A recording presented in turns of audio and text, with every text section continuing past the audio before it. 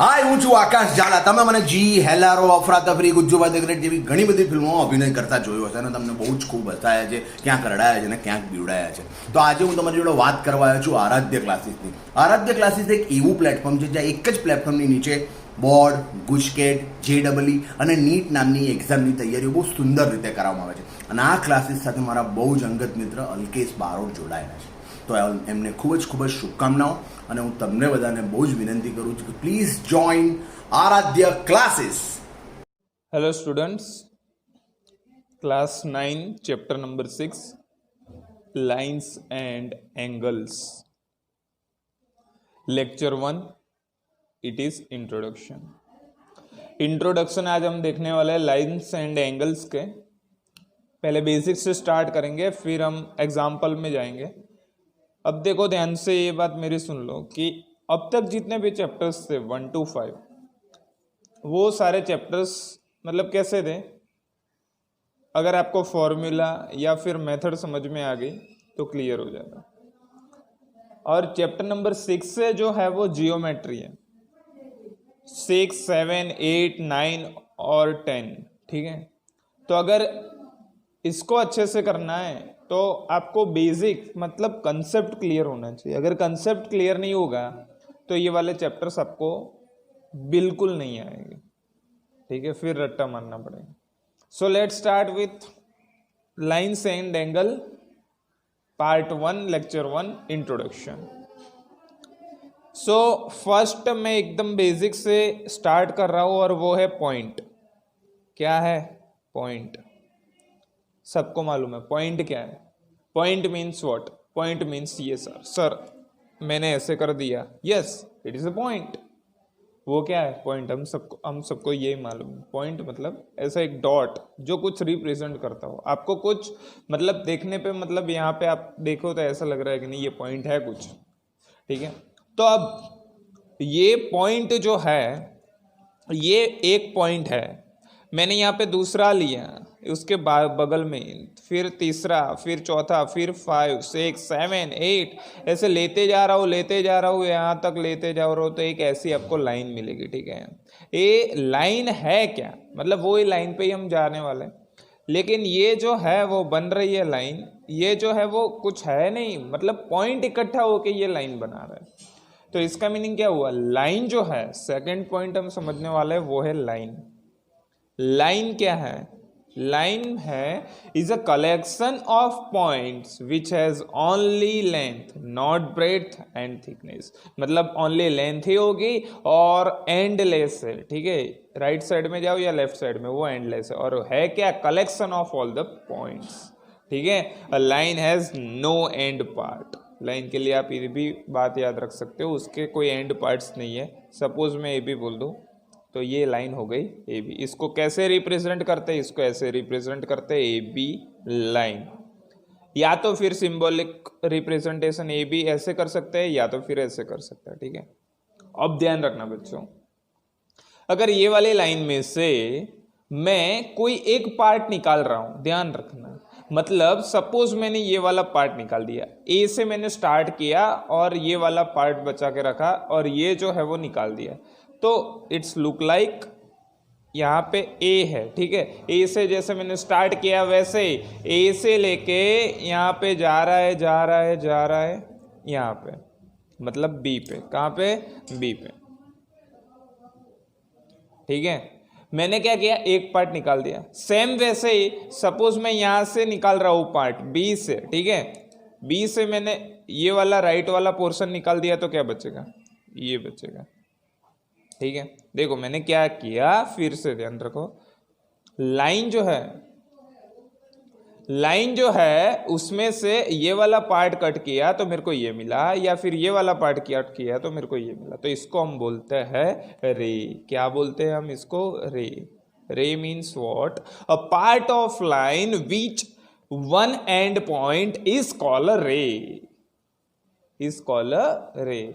मतलब एक टाइप की लाइन ही है, लेकिन लाइन में एंडलेस मतलब एंड पॉइंट नहीं होता. और यहाँ पे अगर एक एंड पॉइंट है तो इसको हम क्या बोलते हैं? रे. और रे को डिनोट करते हैं ए बी से। कैसे डिनोट करते हैं? ए बी से। या फिर ये सेकंड वाला लू तो क्या होगा? बी ए। ठीक है, जो पॉइंट है एंड पॉइंट उसको हम आगे लिखते हैं और ये जो है उसको हम पीछे लिखते हैं। ठीक है, ये जो है वो साइन है, रिप्रेजेंट करता है रे। उसके बाद अब ध्यान रखो बच्चों कि अगर मैं जैसे यहाँ पे मैंने एक पार्ट कट किया, फिर यहाँ पे दूसरा एज इट इज रखा, यहाँ पे कट किया, दूसरा एज इट इज रखा, मतलब एक पार्ट किया। अब मैं अगर दोनों साइड के पार्ट एक साथ में कट कर लूँ तो मेरे पास कितना बचेगा? इतना बचेगा। कितना बचेगा? इतना। दोनों साइड के मैंने पार्ट्स कट कर लिए तो मेरे पास इतना बचा। ठीक है, ये साइड के और वो साइड के, तो बचा क्या? A B. ठीक है, क्या बचा? A B. तो इसको हम बोलते हैं लाइन सेगमेंट। क्या बोलते हैं? Line segment. इसको हम क्या बोलते हैं? Line segment. और लाइन सेगमेंट रिप्रेजेंट कैसे करते हैं? ऐसे रिप्रेजेंट करते हैं। कैसे रिप्रेजेंट करते हैं? ऐसे। तो एक और बात यहां से समझ लो कि लाइन जो है उसका एंड कोई नहीं है, एंडलेस है। रे है उसके पास वन एंड पॉइंट है, और लाइन सेगमेंट जो है उसके पास कितने एंड पॉइंट है? दो एंड पॉइंट है। कितने एंड पॉइंट है? दो। ठीक है, कैसे रिप्रेजेंट करते हैं, इसको कैसे रिप्रेजेंट करते हैं और लाइन सेगमेंट को कैसे रिप्रेजेंट करते हैं, ये मैंने आपको बताया अभी। उसके बाद देखते हैं collinear and non collinear points. क्या? कोलिनियर और नॉन कोलिनियर पॉइंट्स। ध्यान रखना बच्चों, अगर आपके पास दो से ज्यादा पॉइंट है, क्या है? दो से ज्यादा, मतलब आप तो 3 ले लो। अगर 3 points, if there are 3 points and all of 3 points lie on the same line, then it is called collinear points. Otherwise they are called non collinear point. देखो कैसे बच्चों, ध्यान रखो। मेरे पास 3 पॉइंट है, ए, बी और सी। अगर ये तीनों एक ही लाइन पे है तो मैं क्या बोल सकता हूं? ये क्या है? कोलिनियर। बट अगर मैं आपको ऐसा बोलूं कि एक पॉइंट यहां पे है, एक पॉइंट यहां पे, तीसरा ये लाइन पे नहीं, एक पॉइंट यहां पे है, ये ए वाला है, ये बी वाला और ये सी वाला, तो ए बी को ज्वाइन करो, ये लाइन पे तो सी आता नहीं। ए सी को ज्वाइन करो, ये लाइन पे बी नहीं आता है। बी सी को ज्वाइन करो, ये लाइन पे ए नहीं आता। मीन्स तीनों एक साथ एक ही लाइन पे नहीं आते हैं, तो उसको क्या बोलते हैं हम? उसको हम बोलते हैं नॉन कोलिनियर। क्या बोलते हैं? Non collinear points. क्लियर है स्टूडेंट्स? तो there are 2 types of points, collinear and non collinear. More than 3 points या फिर 3 or more than 3 points lies on the same line, then they are called collinear points, otherwise they are called non-collinear points. Here ABC is a linear, ABC are linear and here ABC are non-collinear. ठीक है, उसके बाद अब देखो ध्यान से,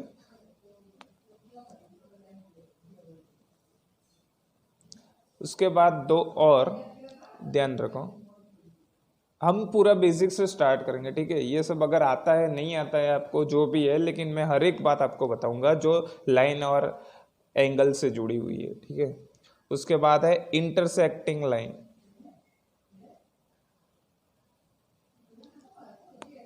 and non intersecting, मतलब parallel भी हम उसको बोल सकते हैं। अब ध्यान रखो, इंटरसेक्टिंग एंड पैरेलल ये क्या होता क्या है, पहले बेसिकली ध्यान रखना। इंटरसेक्टिंग और पैरेलल लाइंस मींस व्हाट? अगर मेरे पास ऐसी 2 लाइन है, ठीक है, एक ऐसे है और एक ऐसे है,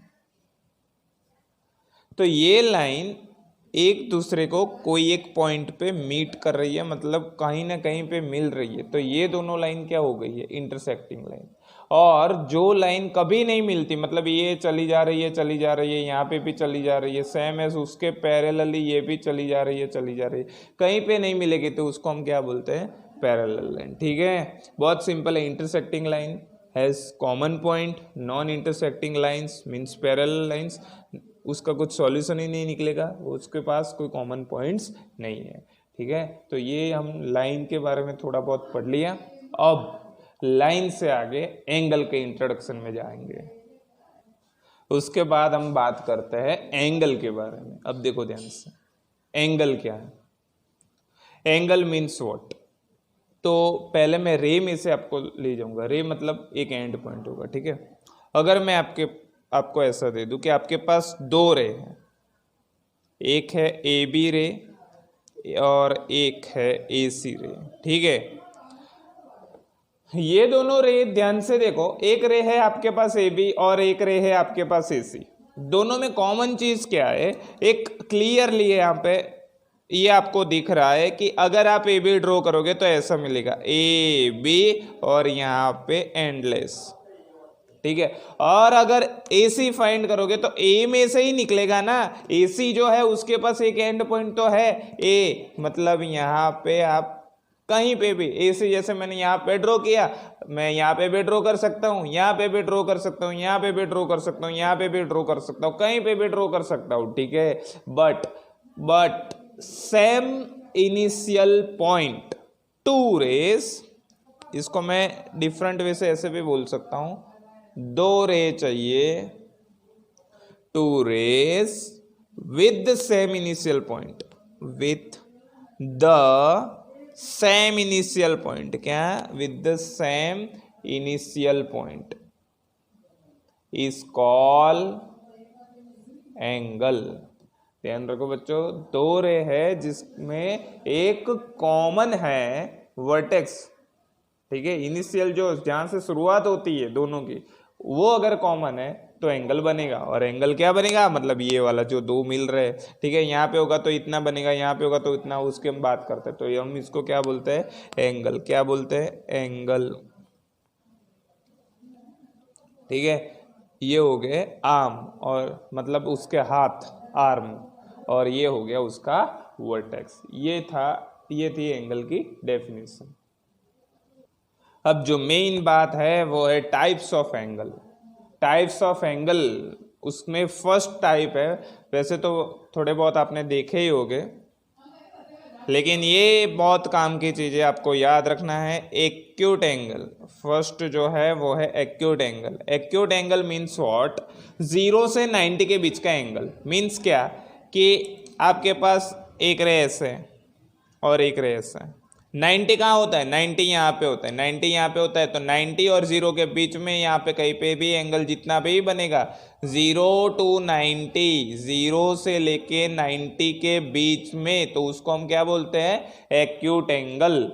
एग्जैक्टली 90 होता है तो उसको हम क्या बोलते हैं? मतलब जैसे हमने 0 to 90 के बीच में लिया, एग्जैक्ट 90 होता है तो हम उसको क्या बोलते हैं? Right angle. क्या बोलते हैं? Right angle. Right angle means what? Right angle means एक रे ऐसा और एक रे ऐसा, दोनों के बीच में कितना आता है? 90। मतलब परफेक्ट अगर 90 है तो उसको हम क्या बोलते हैं? Right angle. थर्ड है obtuse angle. Obtuse angle. Obtuse angle means more than 90 but less than 180। 90 से बड़ा लेकिन 180 से कम। 180 भी हम आगे देखेंगे, मतलब ऐसे 90 तो है लेकिन उससे थोड़ा बड़ा है, 90 से बड़ा और 180 से कम जो भी एंगल मिलता है उसको हम बोलते हैं obtuse angle. Number 4 straight angle. अब ध्यान रखना, 2-3 जो आपने बहुत नहीं देखे अब तक, तो ये 3 तो आपने बहुत बार देखे हैं। अब straight angle. Straight angle means what? पूरी लाइन जो अभी मैंने बोला, इसको हम कितना बोलते हैं? 180। कितना बोलते हैं? 180। ठीक है, और 180 से अगर बढ़ जाए तो डिफरेंट हो जाएगा। 90 से ज्यादा और 180 से, मतलब ऐसी लाइन से कम और 90 से ज्यादा, उसको हम ऑब्ट्यूज एंगल बोलते हैं। Straight angle means exactly 180। और नंबर 5 एंड लास्ट, वैसे तो आगे भी है लेकिन मोस्टली नंबर 5 देख लेते हैं पहले। Reflex angle.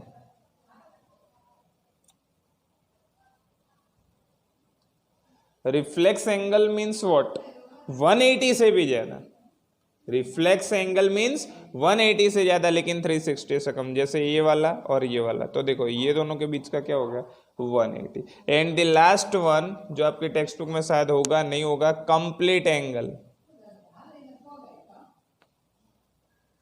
Complete angle means वही यहां से शुरुआत की और एंड मिल गया, उसको हम कितना बोलते हैं 360। क्या बोलते हैं 360 पूरा एंगल, ठीक है, तो उसको हम क्या बोलते हैं 360। तो ये है टाइप्स ऑफ एंगल, ठीक है।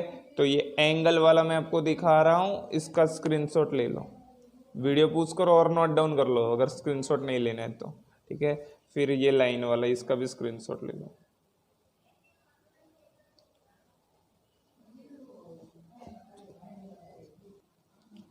उसके बाद पेयर ऑफ एंगल्स, जो आपका चैप्टर स्टार्ट हो रहा है, अच्छे से ध्यान रखना।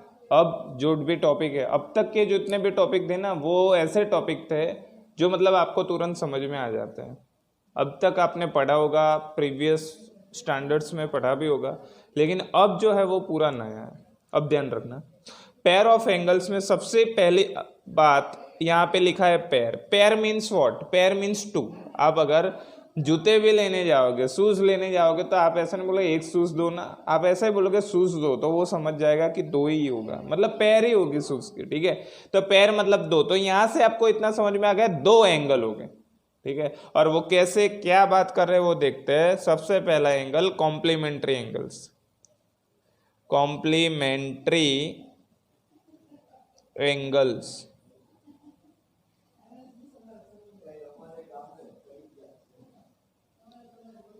Complementary angles. अब बात कर रहे हैं हम पेयर की, मतलब दो एंगल हो गए। तो कॉम्प्लीमेंट्री एंगल मीन्स व्हाट, कि जो भी दो एंगल है वो एंगल को कॉम्प्लीमेंट्री एंगल्स तभी हम बोलेंगे। बहुत सिंपल लैंग्वेज में मैं आपको सिखा रहा हूं, बहुत मतलब बहुत सिंपल। ये जो दो एंगल है, वो दो एंगल को आप तभी कॉम्प्लीमेंट्री एंगल बोल सकते हो जब वो दोनों का एडिशन 90 मिले। क्या मिले? 90। मीन्स अगर मैं आपको ऐसा बोलूं 30 और 60, क्या ये दोनों कॉम्प्लीमेंट्री एंगल है? यस है। वाई? क्योंकि दोनों का एडिशन क्या मिल रहा है? कॉम्प्लीमेंट, अरे सॉरी 90। सो उसको हम क्या बोल सकते हैं? कॉम्प्लीमेंट्री एंगल्स, ठीक है। और सेम एज वैसे ही हम सेकंड भी देखते हैं, और वो है सप्लीमेंट्री एंगल्स। सेकंड क्या है? सप्लीमेंट्री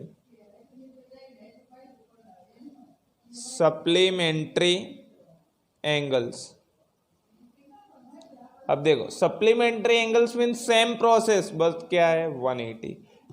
मतलब जो भी दो एंगल का एडिशन 180 मिल रहा है उसको हम क्या बोलेंगे? Supplementary angles. क्या बोलेंगे हम उसको? Supplementary angles. आपको दिखने में इजी लग रहा होगा, लेकिन थोड़ा सा हम क्या लेवल वाले एग्जाम्पल में चलते हैं, समझ में आ जाएगा तुरंत। मतलब मैं आपको क्वेश्चन बोलूंगा, आपको आंसर ऐसा हो तो कमेंट में भी लिख सकते हो, वीडियो पूछ करके अपनी तरीके से भी गिन सकते हो। हम क्वेश्चन स्टार्ट कर रहे हैं, ठीक है। ये बुक में नहीं होगे, मैं सिर्फ कंसेप्ट सिखा रहा हूं यहाँ पे। कॉम्प्लीमेंट्री और सप्लीमेंट्री है क्या और कैसे क्वेश्चन ट्विस्ट होता है वो मैं सिखा रहा हूं। If one angle is 45, find its complement है। मतलब अगर एक एंगल 45 है तो उसके कॉम्प्लीमेंट एंगल क्या होगा? तो उसके लिए आप क्या करोगे? 90 माइनस 45, तो 45। देखो ये दोनों का एडिशन 90। मतलब यहां से हमको इतना समझ में आ गया कि अगर आपके पास कोई भी एक एंगल है और उसका कॉम्प्लीमेंट एंगल फाइंड करना है तो उसको 90 माइनस कर दो, बस बात खत्म। और अगर उसका सप्लीमेंट्री एंगल फाइंड करना है तो 180 माइनस कर दो। अगर 120 है तो आपको मालूम है 60 होगा, 180 माइनस 120 मतलब 60। क्लियर है? सो और आगे जाते हैं यही वाले एग्जाम्पल में। Find the measure of angle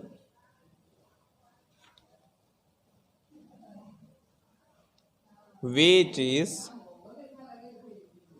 24 more than its complementary।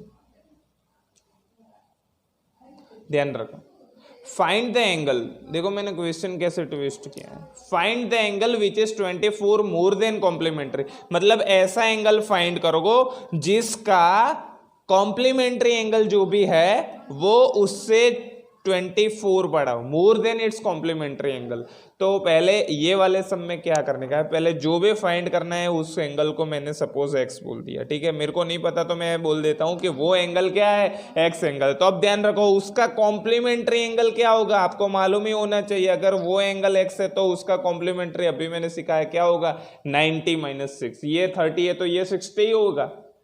अब कंडीशन क्या है, कंडीशन ये है कि x जो है वो क्या है, वो उसके कॉम्प्लीमेंट्री एंगल से मोर देन 24, मतलब क्या है, +24 बड़ा है। अब इसको तो आप इजीली सॉल्व कर सकते हो, x यहाँ पे आ जाएगा 2x, 90 20 114, तो x मिल जाएगा 57। Clear students?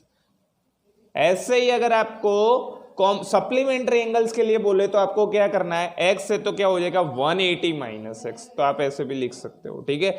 मैं एक ही करवाऊंगा कॉम्प्लीमेंट्री एंगल के लिए, सेम एज आपको सप्लीमेंट्री के लिए याद रखना है, बट डिफरेंस इज यहाँ पे 90, यहाँ पे 180, बस बाकी सब same. Find two supplementary angles are in 3:2 ratio, find their angle, मतलब आपको कोई भी दो एंगल्स अगर रेशियो में मिले, क्या रेशियो में, तो आपको क्या करना है वो मैं सिखा रहा हूं आपको। यहाँ पे सप्लीमेंट्री एंगल्स बोला ही है, मतलब दोनों एंगल का एडिशन 180 होगा और वो ही फाइंड करना है, बट उसको रेशियो में दिया है। तो 3:2 है तो आपको पहले सपोज कर लेना है, सपोज क्या करना है, जो भी जेम है उसको x सपोज कर लो, मतलब 3x एंड 2x, क्या करना है 3x एंड 2x, 3:2 है तो 3x एंड 2x कर दो, ठीक है बच्चों। अब आगे सप्लीमेंट्री एंगल्स आपको दिया है, सप्लीमेंट्री एंगल्स मीन्स व्हाट, ये दोनों का एडिशन कितना होगा 180 होगा, कितना होगा 180, 3x + 2x अगर 180 है तो 5x क्या हो जाएगा 180, तो x क्या हो जाएगा 36, क्या हो जाएगा 36। ये आपको x मिला है, एंगल नहीं मिला है, आपको एंगल फाइंड करने के लिए बोला है, तो एंगल क्या है, एंगल आपके पास दो एंगल है, एक 3x है और एक 2x है, तो x यहाँ पे रख दो, यहाँ पे 36 है तो यहाँ पे 36 रख दो, ये क्या हो जाएगा 36 × 3 it is 108 and 36 × 2 it is 72। तो जब भी आपको रेशियो बोले तो उसको x सपोज कर लो, एडिशन करके x फाइंड कर लो, अगर यहाँ पे कॉम्प्लीमेंट्री बोला होता तो यहाँ पे 90 हो जाता है, ठीक है। फिर x फाइंड करके यहाँ पे पुट करो, अगर एंगल फाइंड करने को बोले तो 90 माइनस कर दो, सप्लीमेंट्री 180 माइनस, ठीक है। ऐसे मतलब कोई कंडीशन है तो कंडीशन से भी जा सकता है, ठीक है। तो आज के वीडियो के लिए इतना रखते हैं, फिर नेक्स्ट पार्ट में हम थोड़ा इससे आगे बढ़ेंगे।